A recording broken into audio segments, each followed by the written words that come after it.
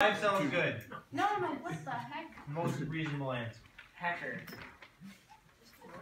Alright, so if we are going to find the volume of this, so this is 3-dimensional. We were finding the area of the curve using rectangles. We're going to find the volume. We are not going to do rectangles. We are going to do cylinders. Oh, God. Okay, so the first cylinder is like that, and you can imagine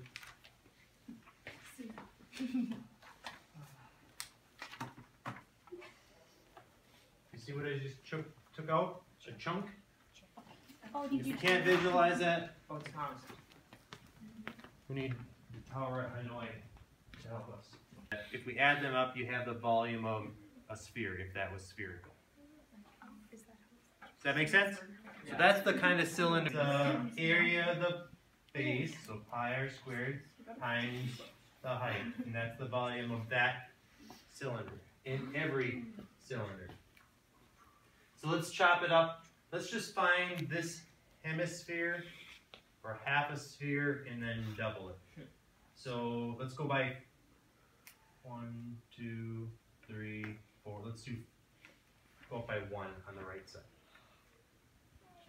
Okay, so what is the volume of that first cylinder? Yes. Thank you.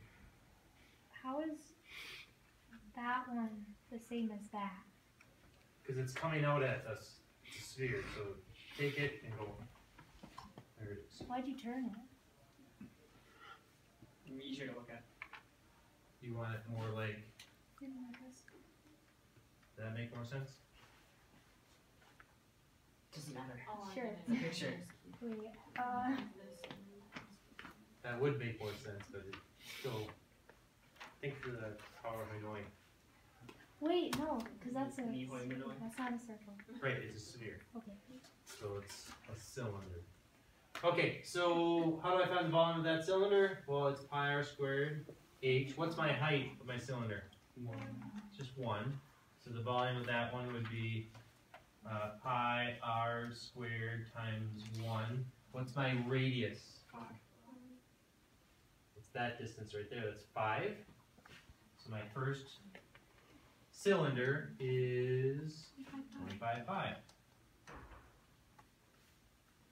Okay, second cylinder.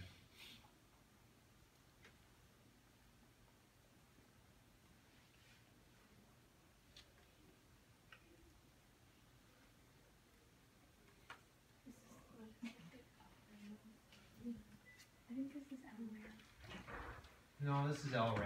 Yeah, That's what I said. No, this is LRAM. Did you really? That's what I said. We'll have to check the footage. You did Because, say yeah.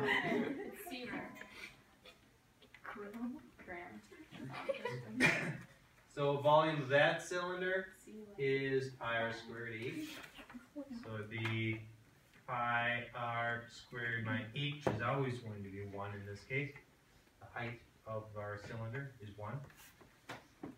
My r is a little less than 5, right? What should we say, 4.5, color good?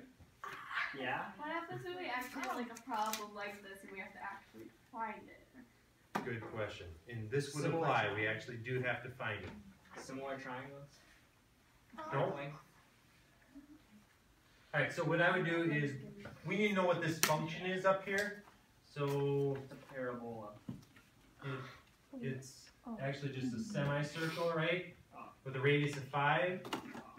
So if it was a circle with a radius of 5, it'd be x squared plus y squared equals 25, right? Yeah. Because it centers at 0, 0. So it'd just be x So squared. I could solve for y, x squared, or y squared equals 25 minus x squared. So y is plus or minus the square root of 25 minus x squared. We could just use the top one to find a radius. The bottom one would be this semicircle. We're just going to use the top one. So we can find out this height by plugging in 1. So Square root of 25. square root of 25 minus 1 squared, so square root of 24.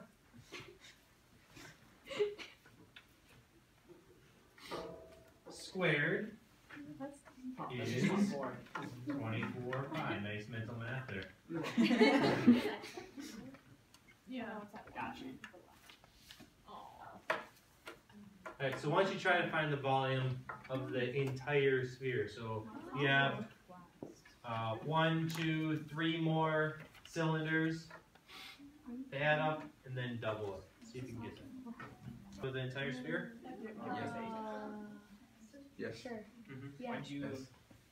How did you add 2 and get 190? That's times two. Because if we just found this hemisphere and we doubled it. Yep. Yeah.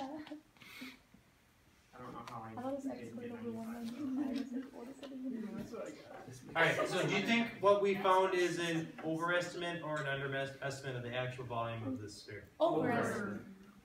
So it's an overestimate because all those our extra cylinders go spaces. outside the boundaries, right? Yes.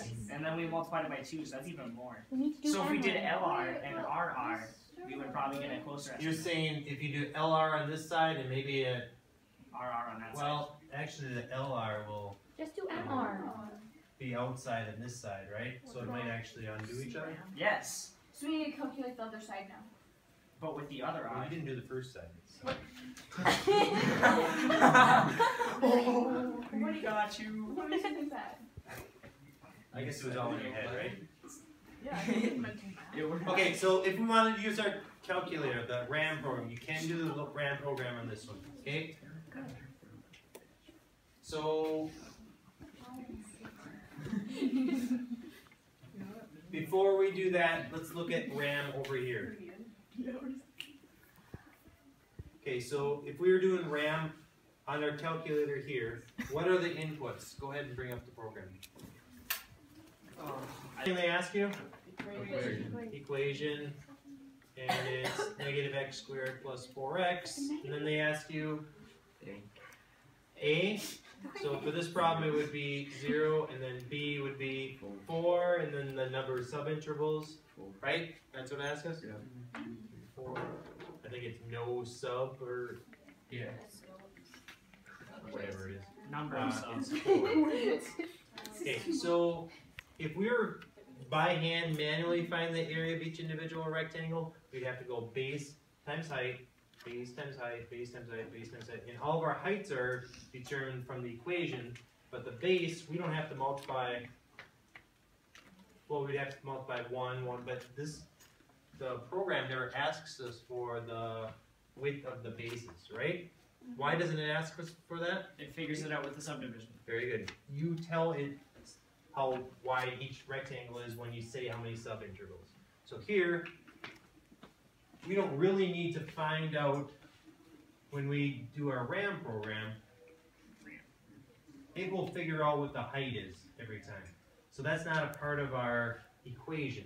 We just want to go pi r squared, and we don't have to enter in the height because it will figure out the height when we enter in the number of subintervals.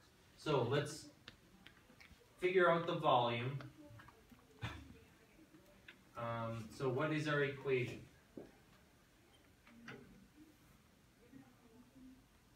Well, it's right here, right? Find the volume as pi r squared h, but we're not going to do h because it will figure it out once we enter in. So all we really want to do is pi r squared. And what's our radius again? 5. Well, it changes all the time. What's a radius? How do I find my radius every time? With the x squared. Y equals the square Right root here, of right? That's my radius. So my equation is pi times the square root of 25 minus x squared, or just pi times 25 minus x squared. So type that into for the equation. Negative 5. 0. We can go negative 5 to 5, or we can go 0 to 5 and double it. Might as well go negative 5.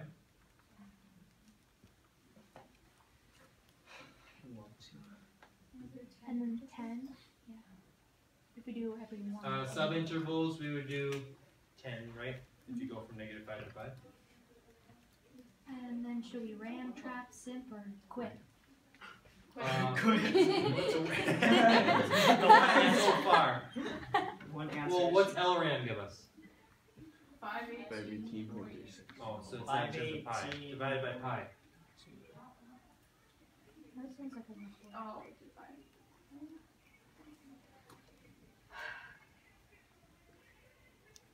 It might be different. What, did we get 190 pi? Is that what we got for an answer or no? Divided by pi, it's 165 pi. Right. Okay, so it did. Well, It's not like- why is our answer different? We've already talked about it. Because we suck. Overestimation. It's an over. Yeah. So we did this and doubled it, and the calculator did LRAM the whole time. So, well, LRAM here would be an underestimate, It underestimate, evens out. underestimate, But underestimate. not exactly. Right, so it kind of evens out, right? So what do you think is more accurate, 190 pi or The other one. the calculator is more accurate, right? Whatever the calculator. All right, so let's increase our subinterval to like 100. Oh, it'll be more accurate now. There you go. But then we I have bet you it's pretty close to what the answer do we is. have to retake it? 523. 523.54. 5.4. Or 5.5, sorry. Close it, nice. Alright, so let's just check our answer with geometric methods. Everybody knows the volume of a sphere is? 4/3 pi r Well, cubed. there's pi. Attaboy. Oh, Volume and girl, whoever said it, I don't know. Who else knew it? Like that a girl. The volume is 4/3 pi r cubed. My radius is 5. Do some math.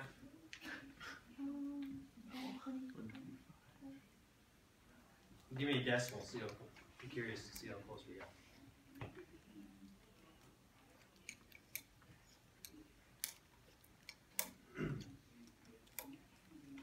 Five 23 point.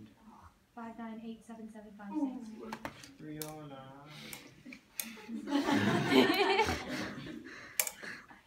That's pretty close, huh?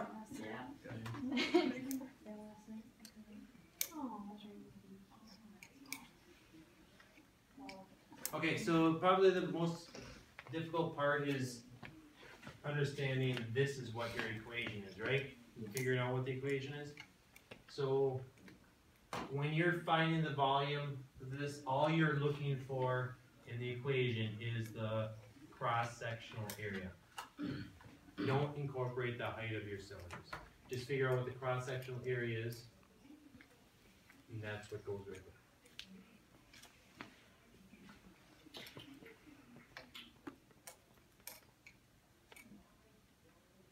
I think that's it.